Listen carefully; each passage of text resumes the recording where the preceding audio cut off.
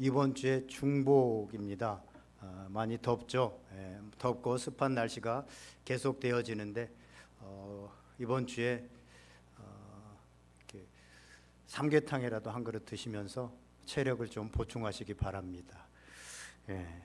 오늘 설교 제목 한번 크게 읽겠습니다. 시작. 나의 양식은이라고 하는 제목입니다. 오늘 말씀 속에서 우리 삶에 참된 양식이 무엇인가 깨닫고 그렇게 살아가는 은혜가 있기를 주님의 이름으로 간절히 축원드립니다. 사마리아 여인에 대해서 세 번째 주일, 지금 세 번째 설교 말씀을 전하고 있습니다. 예수님께서 유대에서 갈릴리로 가시는 중에 보통 유대인들은 가지 않는 사마리아 땅으로 가서 일부러 한 여인을 만납니다. 참 가련한 여인이고 인생에 희망이 없었던 그런 한 여인을 만납니다. 결혼을 5번이나 하고 지금 살고 있는 남자도 자기 남편이 아닌 이런 여자를 만나서 왜 만나느냐? 그에게 영생을 주시기 위해서, 인생의 목마름의 문제를 해결해 주시기 위해서, 그리고 영생, 참살이, 진짜 삶이 무엇인지를 가르쳐 주시기 위해서 이제 예수님께서 만났습니다. 여인은 예수님을 인격적으로 만나고 나서 인생에서 가장 중요한 영생을 얻게 되어지고 그때부터 참사례가 시작됩니다. 보통 이 사마리아 여인의 얘기를 그냥 한 소설이나 우리가 어떤 책이나 아니면 전기 속에서 읽는다고 한다면 아마 이 여인의 그 어려운 삶들을 막 5번 결혼해서 실패한 얘기들을 길게 나열하고 그 힘들고 어려운 삶, 그런데 예수님을 만나고 이제 인생의 새로운 것들을 발견하게 되어지고 참 생명을 얻게 되어지고 복된 인생으로 바뀌어졌다. 그래서 결론은 뭐예요? 보통 세상 책들 보면 잘 먹고 잘 살았다. 좋은 남편 만나가지고 이제 예수님 믿고 나니까 좋은 남편 만나고 부자 되어지고 근심 걱정 없이 잘 살게 되어졌다라고 이렇게 끝나야 되는데 성경은 그렇게 끝나지 않고 있습니다. 그리고 사마리아 이 얘기는 영생을 얻었다라고 하는 것으로 끝나지 않고 그 이후에도 계속해서 42절까지 굉장히 많은 내용을 할애하면서 뭔가 우리에게 들려주고자 하는 메시지가 있습니다. 그냥 영생을 얻게 되어졌다, 정말 힘든 여인이, 세상을 살 수 없었던 여인이 예수님 만나서 영생을 얻게 되어졌다, 이걸로 끝나는 것이 아니라 그래서 영생을 얻은 참살이가 시작된, 영생은 참살입니다. 진짜 삶입니다. 진짜 삶이 시작된 사람들은 어떻게 살아야 되느냐 하는 것을 말씀하시기 위해서 계속해서 예수님은 이 사건을 가지고 우리에게 교훈을 주고 있습니다. 예수 그리스도를 만난 사람, 참 생명을 얻게 된 사람, 영생을 얻게 되어서 참살이를 한 사람들의 첫 번째 특징은 뭐냐? 영생을 알지 못하는 사람과 다르게 첫 번째 특징은 뭐냐면 예배를 가치 있게 여긴다고 하는 사실입니다. 예배를 인생에서 정말 귀하게 여긴다는 것입니다. 그래서 예수님을 만난 이 여인이 첫 번째 한 얘기가 예배에 관한 것이었습니다. 우리가 지난주에 그 예배에 대해서 함께 나누었죠. 정말 예배를, 영생을 얻은 사람, 참살이를 하는 사람은 예배의 가치를 압니다. 내 인생에서 정말 가장 위대한 일, 가장 귀한 일은 예배다라고 하는 것을 안다고 하는 사실입니다. 그러나 영생을 알지 못하는 사람은 예배는 시간 낭비입니다. 어떻게 해서 예배에 초청을 받았더라도 예배처럼 지루한 것이 없습니다. 그냥 졸다가 딴 생각하다가 그냥 가는 겁니다. 예배의 가치를 모르니까. 예배의 가치를 아는 영생을 얻은 사람은 인생에 그냥 나머지 짜투리 시간, 내가 시간이 있을 때 와서 예배를 드리는 것이 아니라 내가 바쁘고 그렇지만 우선순위를 두고 예배를 드립니다. 왜냐하면 예배의 가치를 알기 때문에. 참 생명으로 살아가는 사람들, 참살이를 하는 사람들은 그래서 예배의 삶을 살아가게 되어진다. 이것이 바로 영생을 얻은 사람, 영생으로 새롭게 된 사람의 첫 번째 특징이라고 하는 사실입니다. 오늘 예수님께서는 여기서 끝나지 않고 참살이를 하는 사람, 우리가 생명을 얻은 사람은 어떻게 살아가야 되느냐, 두 번째 삶의 얘기들을 우리에게 들려주고 있습니다. 오늘 본문 27절을 보면요, 이 여인과 이제 대화를 나누는 중에 음식을 구하러 갔던 제자들이 와서 예수님이 사마리아 여자와 말씀하시는 것을 보면서 이상하게 여겼지만 묻는 자가 없었다라고 그렇게 말을 하고 있습니다. 음식을 구하러 간 사이에 예수님이 사마리아인들과 유대인들은 상종을 하지 않는데 사마리아인하고 얘기를 하고 있고 여자와 말씀을 나누고 있습니다. 참 이상하다고 생각했지만 아무런 그렇게 묻는 자가 없었다라고 말씀하고 있는데, 여기서 중요한 게 뭐냐면 말씀입니다. 말씀을 나누고 있었고 말씀하고 있었지만 이상하게 여기지 아니하였다라는 것이죠. 이 요한복음은요, 요한복음 1장 1절을 보면 태초에 말씀이 계시니라, 그 말씀이 하나님과 함께 계셨으니 그 말씀이 곧 하나님이시다라고 그렇게 시작됩니다. 태초에 말씀이 계셨죠. 그 말씀이 바로 예수님, 로고스 되시는 예수님이심을 분명하게 말씀하고 있습니다. 그래서 말씀의 중요성을 얘기하고 있는데, 이 여인도 결국 예수님과의 대화, 즉 말씀을 통하여서 변화가 일어나게 되어집니다. 저는 이 여인이 예수님과 이렇게 나눴던 대화를 어떤 노래 제목을 빗대어서 꿈의 대화다라고 그렇게 표현하고 싶습니다. 그냥 우리가 나누는 잡담이 아니라 꿈의 대화, 인생을 바꾸는, 인생의 비전이 발견되어지고 인생을 어떻게 살아가야 되는 그 꿈의 대화, 이 대화가 예수님과 이루어졌다고 하는 사실입니다. 예수 믿는 사람들은 누구나 할 것 없이 예수님과 이 꿈의 대화를 나누는 사람들입니다.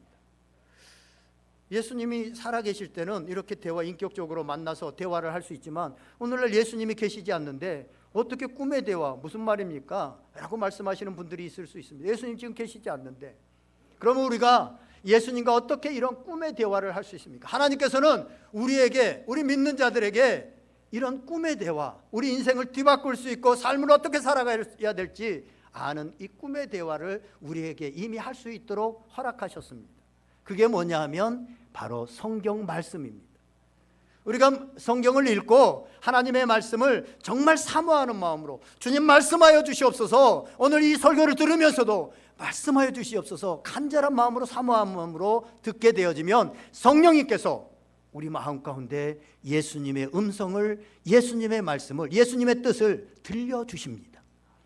그러면 우리는 그 말씀을 붙들고 오늘 내 삶과 달라있고 내가 생각하지 못했던 거, 내가 그렇게 살아가지 않았던 거, 그것을 그 삶으로 맞추기 위해서 기도를 통해서 결단하게 되어지고 나를 낮추게 되어지고 그 말씀에 맞추게 되어지고, 이런 과정이 바로 기도입니다. 그래서 말씀과 기도를 통해서 예수님과 우리는 여전히 꿈의 대화를 할 수 있습니다. 지금 우리는 꿈의 대화를 하면서 예수님으로부터 우리의 삶의 실패의 것들을 다시 회복시키는 이 사마리아 여인과 같은 일들이 일어나게 되어지고 어떻게 살아가야 될지 삶의 방향들이 잡히게 되어진다고 하는 사실입니다. 이렇게 예수님과 꿈의 대화를 하게 되어지면 우리의 삶은 변화가 일어납니다. 이 사마리아 여인처럼 변화가 일어나게 되어진다는 것입니다. 오늘 예수님과 꿈의 대화를 했던 사마리아 여인이 어떻게 변하게 되었으며 어떤 삶을 살게 되어졌는지 오늘 성경은 세 가지를 얘기합니다. 우리 28절 말씀 다 같이 한번 읽어보겠습니다. 28절 시작. 여자가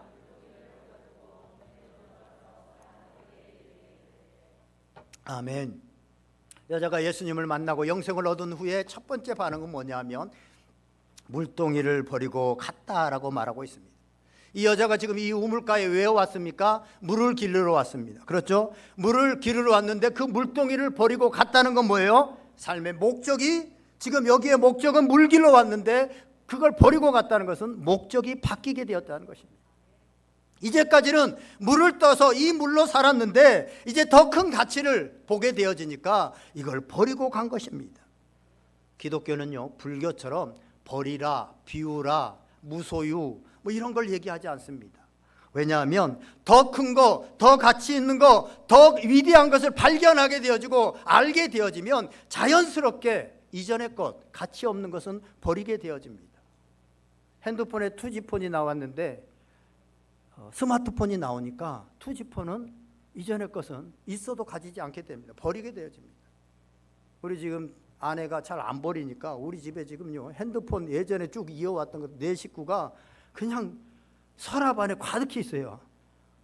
한 10대 개는 있는 것 같아요. 이게 뭐 한 2, 3년마다 바꾸니까 전혀 그걸 가지고 쓰려고 생각가지고 가치를 두지 않습니다. 왜냐하면 지금 폰이 가장 좋으니까. 기독교는 이겁니다. 새로운 것을 발견하고 더 위대한 것을 발견하고 더 가치 있는 것을 발견하면 이전 것은 그냥 자연히 그거 쓰라고 그렇게 살라고 해도 그렇게 살지 않습니다.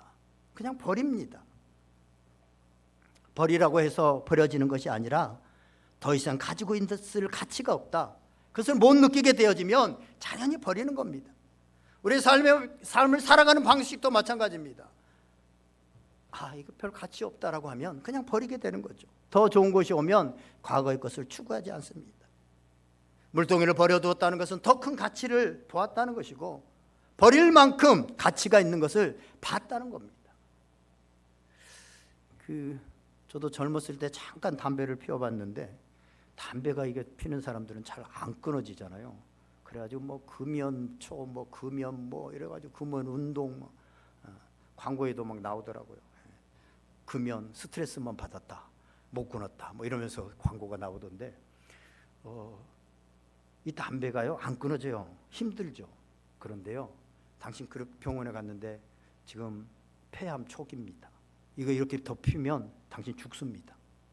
건강이, 내 목숨이 담배보다 더 큰 가치라는 것을 깨닫게 되어지면 깨달은 사람은 거기서 끊어집니다. 그렇게 안 되던 것이 버리게 되어집니다. 말씀이신 예수님을 만나면 우리가 예전에 그렇게 애지중지하게 했던 것을 버릴 수 있게 되어진다고 하는 사실입니다. 사랑하는 여러분, 예수님으로 인하여 새로운 가치로 살아가는 은혜가 있기를 주님의 이름으로 간절히 축원드립니다. 두 번째로는요, 이 여인이 28절 하반절에 보면 가서 사람들에게 이르되라고 말하고 있습니다. 이 사마리아 여인은 사람들 만나는 게 싫었습니다. 왜냐하면 인생이 그랬으니까. 그리고 사람들이 손가락질했으니까. 그래서 학자들은 대인기피증이 있었다, 우울증이 있었다라고 그렇게 말을 합니다. 여러분, 대인기피증, 우울증 이런 것들이 왜 생깁니까? 사실 그 뿌리로 정확하게 들어가 보면 자기 사랑에 있습니다. 자기 사랑. 왜 사람들이 나를 이렇게 힘들게 만들어? 자기를 보호해서 자기가 살겠다는 것입니다. 누가 나에게 뒤에서 뒷담화하고 수군거린 거 두렵기도 하고 싫다는 겁니다. 그런데요, 이 여인이 예수님의 말씀을 듣고 깨닫게 되어지고 인생의 가치 있는 것들을 발견하게 되어지니까 나를 보호하고 내 상처를 보호하고 나의 자존심, 나를 방어하려고 하는 것들 다 사라져버리고 나를 욕하면 좀 어때? 내가 좀 상처를 받으면 어때? 내 자존심이 좀 뭉개지면 무슨 상관이야? 나에게 예수님이 있는데, 생수가 있는데 라고 하면서 자에게 상처를 준 그 사람들한테 달려갈 수 있는 이런 용기가 생기고 이런 꿈들이, 이런 담대함들이 생기게 되어진다는 것입니다. 실제로 상처받았다고 하는 사람들을 보면요, 자기 안으로 이렇게 들어오는 사람들이에요. 자기밖에 모르는 사람들이 많습니다. 대부분 상처를 잘 맞는 사람들은 그렇습니다. 그래서 내가 상처 입은 거 크게 여기고 내 자존심 상한 거 크게 여기고 누가 뭐라고 한마디 하면 화내고 관계를 끊어버리고 더 이상 이제 뭐 같은 공동체 안에 있으면서도 말도 안 하고 지내고 뭐 이런 일들을 향합니다. 이 여인이 그랬습니다. 이렇게 우울증, 피해의식, 상처는 아까도 말씀드렸지만 나를 사랑하는 것에서 옵니다. 그러나 성령으로 말미암아 나는 죽고 내 안에 있는 예수 그리스도로 살아가는 생수를 마신 사람은 어떻게 합니까? 그 사람들을 향하여서 담대하게 나아가게 되어진다고 하는 사실입니다. 이 여인이 그랬습니다. 숨어버리고 대인기피증에, 우울증에 계속해서 자기 안으로 들어오는, 자기만을 보호하려고 했는데 예수님을 만나게 되어지니까 그 사람들 앞에, 자기에게 상처를 준 사람들 앞에 담대하게 나아갈 수 있게 되었다는 것입니다. 오늘날 세상은 YOLO 아세요? You only once live once죠. 예. 내 자신만 한 번뿐인 인생, 너 자신을 위해서 살아라, 이런 거 아닙니까? 마음껏 즐겨라라는 거 아닙니까? 세상의 가치는 지금 계속 그렇게 흐릅니다. 그래서 그냥 결혼도 거추장스럽고 내가 즐길 수 없으니까 하지 마라. 지금 시대의 흐름이 그렇게 가고 있죠. 힘드니까. 애기 낳지 마라. 너 희생해야 되고 너 그 애기 키운다고 힘들잖아. 너 인생 즐겨야 되잖아 라고 하면서 지금 하나님의 말씀과는 세상은 계속해서 역행해 나갑니다. 역행해 나가는 결과는 뭡니까? 하루에 10명씩 고독사가 일어나고 있습니다. 이번 주 성결신문에 보니까 하루에 10명씩, 그것도 밝혀지는 사람들만 10명이지 또 신고되지 않는 사람들까지 합치면 하루에 10명입니다. 한 달에 10명이 아니라.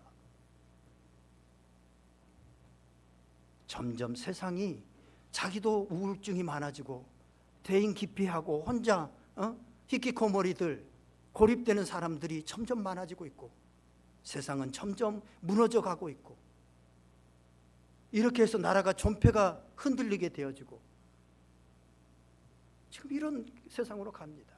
그러나 성경은 우리에게 뭐라고 말씀합니까? 너희는 이 세대를 본받지 말고 오직 마음을 새롭게 하여 하나님의 선하시고 기뻐하시고 온전하신 뜻이 무엇인지 깨닫고 그것을 전하는 삶을 살아라. 너희가 그렇게 살아가고 그것을 전하는 삶을 살아라라고 성경은 분명하게 말하고 있습니다. 사랑하시는 여러분, 여러분 안에 말씀이 살아 역사해서 피해의식, 우울증, 분노가 사라지고 하나님의 뜻이 여러분의 삶에 이루어지기를 주님의 이름으로 축원드립니다. 세 번째, 이 여인이 어떻게 변화됐습니까? 29절 말씀 다 같이 한번 읽어보겠습니다. 시작. 내가 행한 모든 일을 아멘. 내게 행한 모든 일을 내게 말한 사람을 와서 보라. 이는 그리스도가 아니냐. 담대하게 예수 그리스도 복음을 증거하고 어떻게 이 사람을 만났는지 얘기를 하고 있습니다. 이 여자는 무시당한 사람이었고 보통 때 같으면 이 여인이 말을 해도 너나 잘 살아라 사람들이 듣지 않았을 겁니다. 그런데 예수님을 만나고 나니까 권위가 생깁니다. 내가 들은 얘기를 하는 것이 아니라 내가 직접 체험한 것, 내가 직접 얻은 생수, 그걸로 인해서 눈이 반짝반짝 변하고 피해 다녔던 사람이 그 사람 앞으로 나아가서 변화된 이 모습을 보니까 저거 뭐야? 제가 어떻게 저렇게 변한 거야? 저 안에 변할 수 있는 동력이 없는데 우리가 사람이 변하려면 내 내부에 동력이 있든지 외부에서 어떤 힘이 가해지든지 그래야만 변합니다. 그런데 이 여인은 내부 동력이 없는 스스로 결심하고 의지력을 가지고 자신의 삶을 바꿀 수 있는 사람이 아니었습니다. 다 아는 거였습니다. 그렇다면 바뀌어졌는데 그렇다면 외부에 뭔가 있구나. 그렇다면 그것을 한번 들어봐야 되겠구나 라고 간 거예요. 우리가 들은 얘기가 아니라 직접 체험한 얘기, 직접 내 안에 살아있는 얘기.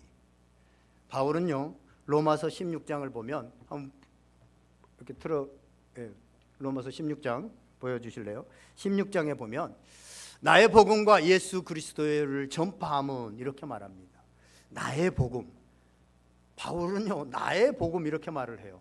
복음이 나의 복음이 어디 있습니까? 예수 그리스도의 복음이지. 복음이 하나님의 복음이지. 말씀이지. 어떻게 나의 복음이 어디 있습니까? 이 말은 뭐예요? 바울은 복음이 예수 그리스도, 복음이신 예수 그리스도가 내 안에 들어와서 체득된 거예요. 그래서 갈라디아서 2장 20절처럼 나는 죽고 이제 예수 그리스도로 살아가게 된 거예요. 그러니까 생각하는 것이 뭔가를 생각했는데 이게 예수 그리스도가 원하는 것이 내가 원하는 것인지 헷갈리는 거예요. 내가 뭔가를 정말 간절히 원해서 했는데 이거 예수님이 원하시는 것이 내가 원하는 것인지 똑같은 거예요. 하나님이 자기의 기뻐하시는 뜻을 위하여 너희로 소원을 두고 행하게 하시는, 내가 간절히 소원했는데 너무나도 기쁨으로 소원했는데 이게 주님이 원하시는 거예요. 이렇게 되어지니까 이게 나의 복음이 되어져 버린 거예요. 그냥 내가 이렇게 하면 그게 예수님이 하시는 거예요. 일치가 되어버린 거죠. 내 안에 예수 그리스도로 살아가니까. 이게 나는 죽고 예수 그리스도에 살아가는 사람의 모습입니다. 오늘 본문에 나오는 여인은 예수님을 만나고 사람들에게 나가서 와서 보라 라고 말씀합니다. 엄밀히 말하면 기독교는요 가르치고 또 설명해서 알게 되는 그런 종교가 아닙니다. 가르치고 설명해서 믿게 되었다면 어떤 그런 사람들은 어떤 시험이 온다든가 어떤 결정적인 인생의 위기가 오면 주님을 떠납니다. 예수님의 제자들이 그랬잖아요. 3년 동안 예수님이 열심히 가르치고 열심히 설명했습니다. 어떤 사건들을 일으켜서. 그런데 예수님이 십자가에 달려 죽게 되니까 다 도망가 버렸습니다. 기독교는 가르치고 설명한다고 되는 게 아닙니다. 자신이 체험해야 되고 성령을 받아야만, 그래서 내가 고백해야만 되는 것이 바로 기독교입니다. 사마리아 여인 예수님에 대해서 아는 것 아무것도 없었습니다. 배운 것도 없었습니다. 그런데 예수님을 만나니까 내 인생의 목마름의 문제가 해결되어지는구나, 생수구나 라는 것을 체험했습니다. 깨닫게 되어졌습니다. 그러니까 믿자마자 그것을 전할 수밖에 없습니다. 제가 몇 번 예를 든 것 같은데, 제가 죽을 병에 걸려가지고 그냥 이제 죽을 날만 기다리다가 어떻게 뒷산에 그냥 힘없이 갔는데 거기서 풀 하나를 발견했어요. 근데 그 풀 하나를 그냥 씹어 먹었어. 근데 나아버렸어. 완전히 나아버렸어, 죽을 병이. 그러면 나와 비슷한 내 사랑하는 가족들, 내 옆에 있는 사람들, 죽을 병에 나와 같은 죄로 인해서 똑같이 죽을 병에 걸려 있어. 그 사람들에게 이건 먹어봐, 그 사람들이 아니라고 하더라도 이건 먹어봐 라고 하겠습니까? 안 하겠습니까? 그 사람들이 듣든지 말든지 막 눈물을 흘리면서 더 사랑할수록 이거 먹어봐, 진짜라니까, 이거 먹고 나 살았다니까 전하지 않겠습니까? 지금 이 여인이, 이 사마리아 여인이 전하고 있는 것이 이겁니다. 와서 봐봐. 내가 다 설명할 수 없고 이게 약효가 무슨 뭐가 들어있는지, 비타민이 들어있는지, 미네랄이 들어있는지 알지 못하지만 이거 먹으니까 나았어. 이거 먹으니까 내 인생의 문제가 해결됐어. 그렇게 지금 전하고 있는 겁니다. 전도는 훈련되어지는 것이 아니죠. 내가 주님을 만난 분명한 체험이 있으면, 만난 감격만 있으면 그냥 전하게 되어 있는 것입니다. 이렇게 얘기를 하고 있는데 그 사이에 식량을 구하러 왔던 제자들이 이제 먹을 것을 구해가지고 예수님께 와서 잡수시기를 청합니다. 그러니까 예수님께서 32절에 뭐라고 말씀합니까? 다 같이 읽어보겠습니다. 시작. 내게는 너희가, 아멘, 내게는 먹을 양식이 있다. 영생의 삶을 살아가는 그리스도인들이 매일 사람들이 먹은 양식처럼 살아가야 되는 삶의 방식이 있다. 그걸 설명하기 위해서 예수님은 이 얘기를 꺼냅니다. 그런데 제자들은 전혀 알지 못합니다. 누가 먹을 거 갖다 드렸나? 육적인 삶을 얘기합니다. 그때 예수님께서 34절에 이렇게 말씀합니다. 다 같이 읽습니다. 예수께서 이르시되 나의 양식은 나를 보내신 이의 뜻을 행하며 그의 일을 온전히 이루는 이것이니라. 아멘. 예수님을 이 땅에 보내신 하나님의 뜻, 그것을 행하는 건데 하나님의 뜻은 뭡니까? 그것은 바로 인류를 구원하는 것, 영혼을 구원하는 것, 그것이 바로 하나님의 뜻이었습니다. 예수님은 이걸 하러 오셨다는 것입니다. 그래서 마가복음 1장 38절에 보면 우리가 다른 가까운 마을들로 가자, 거기서도 전도하리니 내가 이를 위하여 왔노라. 아멘. 예수님은 전도하시기 위해서 왔다는 것입니다. 예수님은 이 땅에 오신 목적은 전도하시기 위해서 오셨다는 것입니다. 그래서 영생을 주어서 참 삶이 무엇인지, 지금 세상 사람들이 자신도 우울해하고 세상도 정말 무너뜨리게 하는 마귀의 그 일들을 따라가고 있는데 참 삶이 뭐냐, 참살이가 뭐냐, 그것을 보여주시고 가르쳐 주시고 전하기 위해서 이 땅에 오셨다고 하는 사실입니다. 그런 의미에서 32절 말씀은 예수님이 나는 이미 너희가 알지 못하는 먹을 양식이 있다, 이 말은 뭐예요? 지금 내가 먼 길을 걸어와서 한 영혼, 사마리아 여인, 인생의 나락에 떨어진 이 한 여인에게 복음을 전하고 생명수를 주었는데, 영생을 얻게 했는데, 그 영혼이 변화돼 가지고 기뻐 뛰면서 복음을 전하는 이러한 삶을 보면서 너무나도 기뻐서 배고픈 것이 다 사라져 버렸다는 겁니다. 여러분 가끔 그럴 때 있잖아요. 한 영혼 구원하기 원해서 정말 기도하고 몇 년을 사모하면서 했는데 그 영혼이 주님 앞에 나왔어요. 그러니까 눈물을 흘리고 정심을 안 먹어도 그냥 배가 고프지 않는 것 같은 이런 때 말이죠. 그런 걸 얘기하는 겁니다. 그러면서 이제 35절에서 38절까지 예수님께서 전도의 사명, 영혼 추수의 사명을 어떻게 수행해야 되는지, 추수의 예를 들어서 어떻게 그 일을 행해야 되는지, 어떻게 이 삶을 살아가야 되는지 몇 가지 예를 들고 있습니다. 35절 말씀 보세요. 다 같이 읽어보겠습니다. 시작. 너희는 넉 달이 지나야 추수할 때가 이르겠다 하지 않.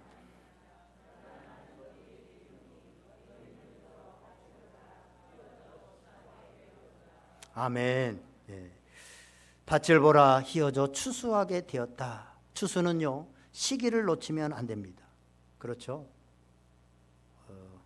주말 농장에 참외를 심었는데 하필이면 지금 한참 익어가는 이때 비가 계속 오니까 참외가 익는데 물만 가득해가지고 단맛이 좀 없어요. 햇빛이 짱짱 비춰줘야 되는데, 근데 그것도 그래도 도톰하게 막 10개 이렇게 지금 열렸어요. 몇 개 따가지고 먹어봤는데 달지를 않아요.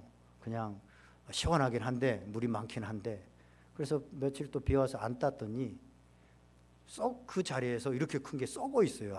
아깝더라고요. 네. 추수할 때 추수하지 않으면 썩어버려요. 그렇죠? 이것은 뭘 말하고 있는 거예요? 준비성보다 긴급성에 주안점을 두어라 라고 말하고 있습니다. 복음은 완전히 준비를 할 수 없습니다. 그냥 내가 경험한 그 복음, 내가 얻은 생명, 내가 아는 거, 그 범위 안에서 전하는 것이 먼저 중요하다고 하는 사실입니다. 전도사역을 하라고 하면 뭐 준비해야 된다, 뭐 사역 예언해야 된다, 하나님과 화목하는 길이 어떻다, 뭐 준비하고 회의한다고 세월 다 보내는 성도들이 있습니다. 물론 준비도 중요하지만 영혼 추수는 시간이 지나면 안 된다고 하는 그 긴박성을 가지고 하라는 것입니다. 긴박성이 우선순위가 돼야 된다는 것입니다. 제가 언젠가도 말씀드렸는데, 예전에 제가 주일학교 전도사로 잠깐 있었던 그 교회예요. 서울대를 법대를 나와가지고 사업을 하시는 그런 주일학교 부장 집사님을 오랫동안 하고 있는 집사님이 계셨습니다.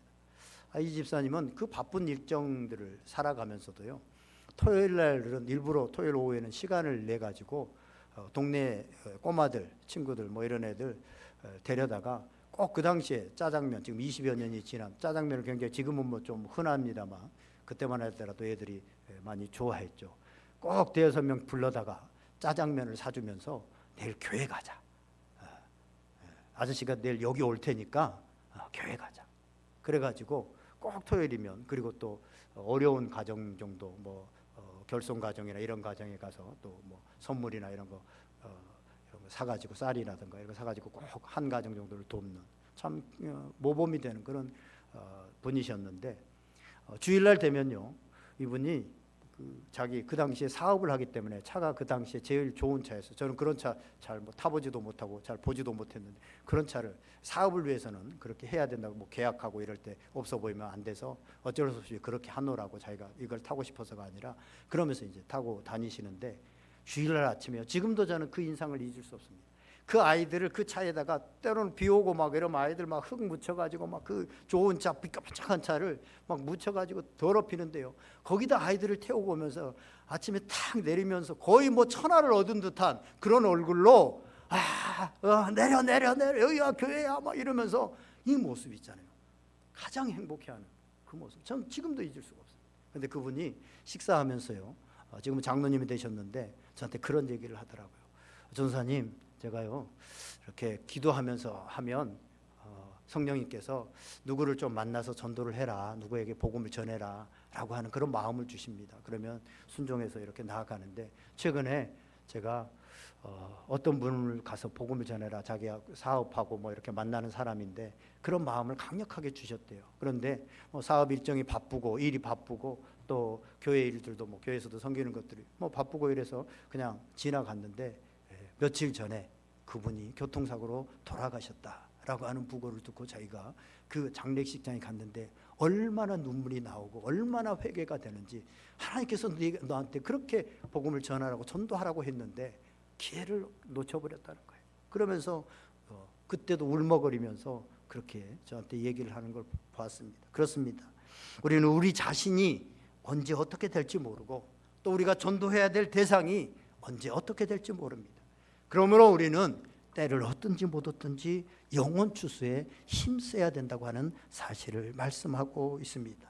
두 번째로는요, 영혼 추수는 함께 감당하라는 것입니다. 오늘 본문에도 보면 36절에 뿌리는 자와 거두는 자가 함께 즐거워했다라고 말씀하고 있고, 37절에도 그런즉 한 사람이 심고 다른 사람이 거둔다 하는 말이 옳도다라고 얘기하고 있습니다. 우리가 영혼 추수하는 일은 혼자도 감당하지만 교회가 또 함께 감당하라고 하는 사실입니다. 그래서 예수님께서도 전도 훈련을 하실 때 둘씩 짝지어서 이렇게 보내시고, 오늘 본문에도 보면 한 사람은 뿌리고 한 사람은 심고 또 거두는 사람은 따로 있다. 영혼 추수를 위해서는 뿌리는 사람도 필요하고 거두는 사람도 필요하다라고 그렇게 말씀하고 있습니다. 성경에는 실제로 이런 예들이 굉장히 많이 있습니다. 사도행전을 보면 전도자 빌립이 가서 사마리아에 가서 복음 전도를 열심히 하죠. 그러니까 이제 그 후에 사도 요한과 베드로가 가서 그 사람들에게 안수하고, 안수하니까 성령이 임하게 되어지고 그 사람들을 뿌린 그 씨앗들을 거두게 되어지는 이런 일들이 일어납니다.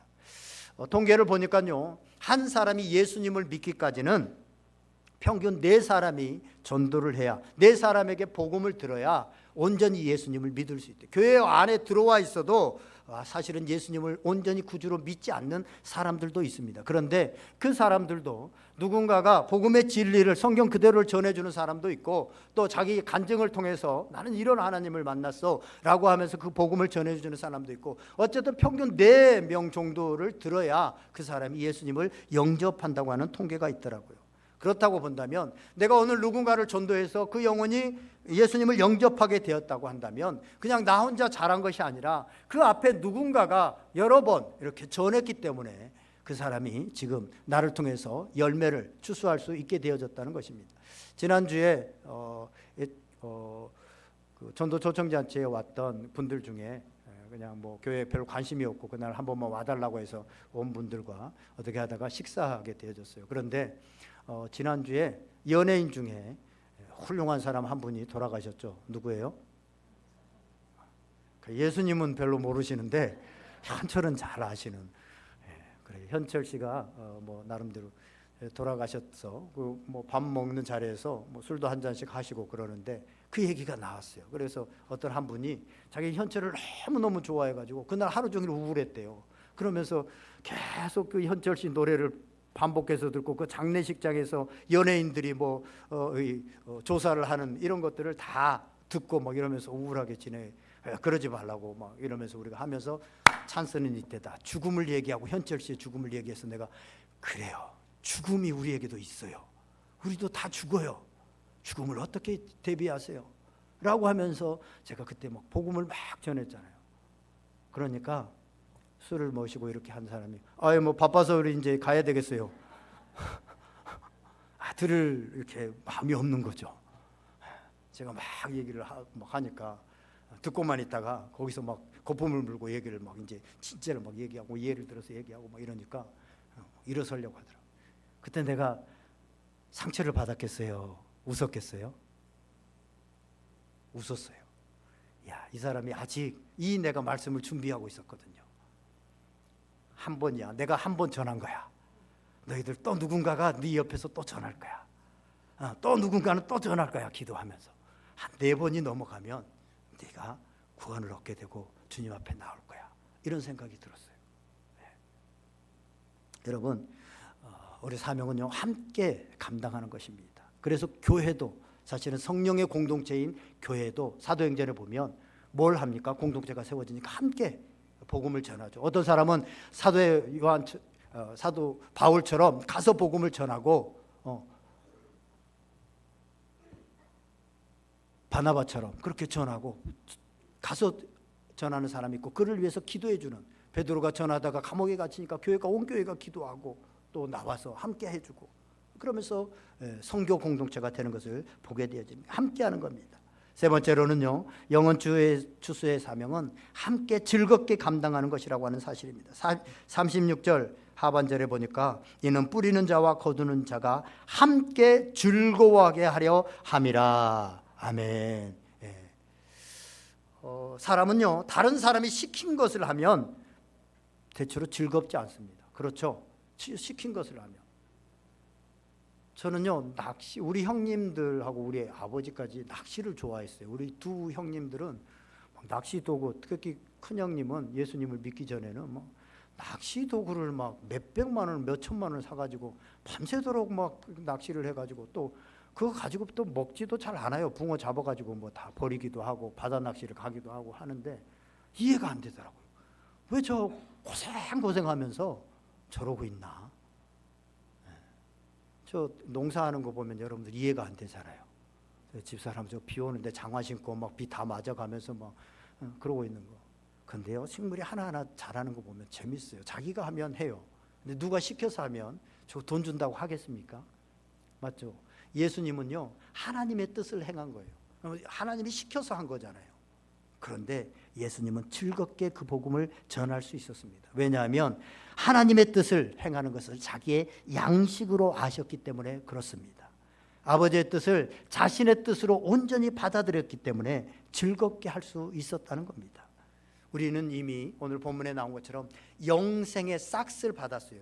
이미 영생이라고 하는 싹스를 우리는 이미 받았어요.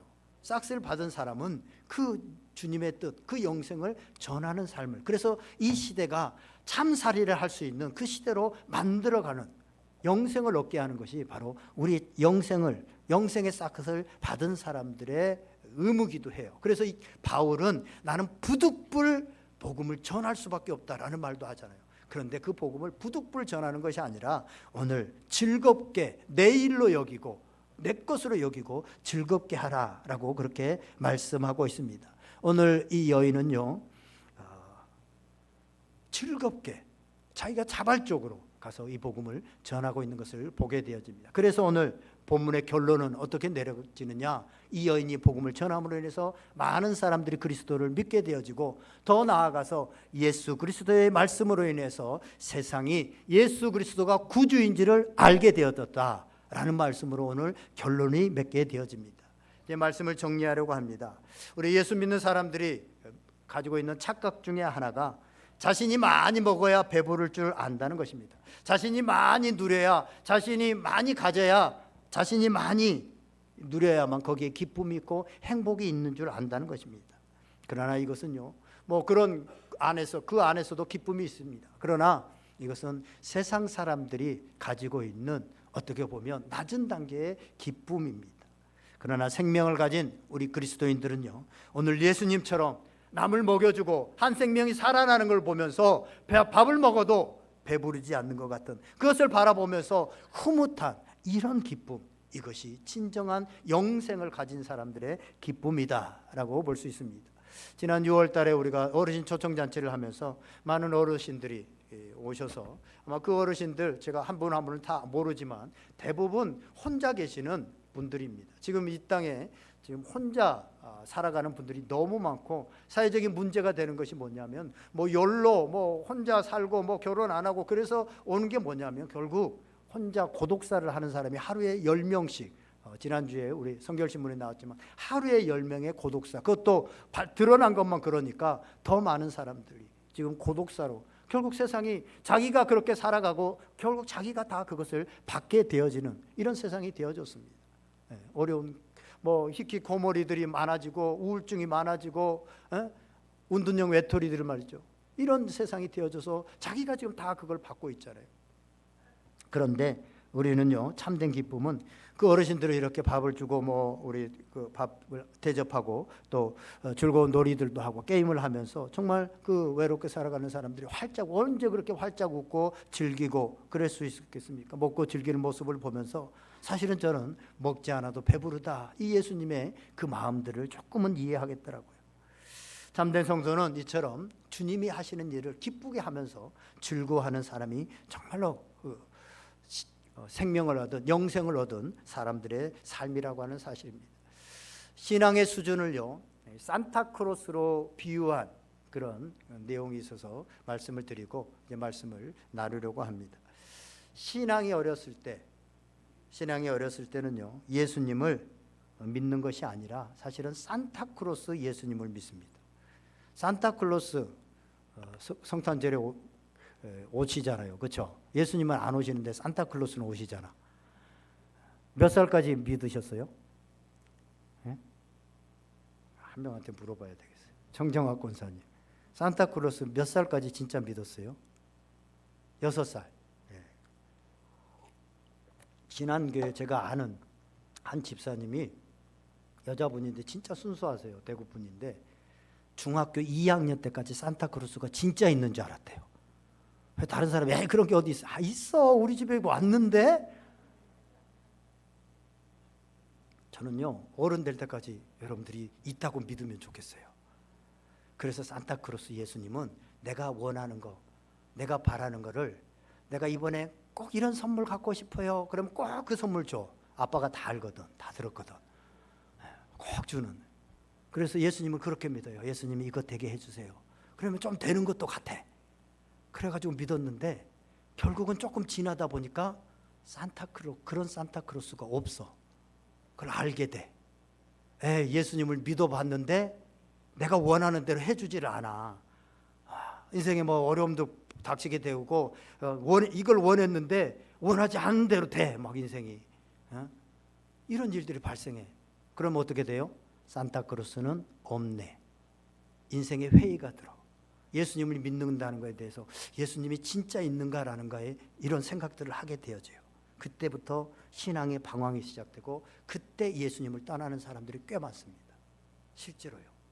실제로 교회를 다니다가 안 다니는 사람들, 요 앞에 밭에 와서 관심을 갖는 두 할머니 분이 있는데요. 어떻게 얘기를 하다가 보니까 그 할머니 중에 한 분이요, 자기가 젊었을 때 좀 30, 40대 때 예수님을 20년 가까이 여의도 순복음교회에서 열심히 교회를 다니면서 헌금도 자기가 11조 생활도 열심히 하고 교회 주일도 빠지지 않고 그랬는데 남편이 사업을 했는데 그 사업이 조그마한 사업을 했는데 사업이 망했어요.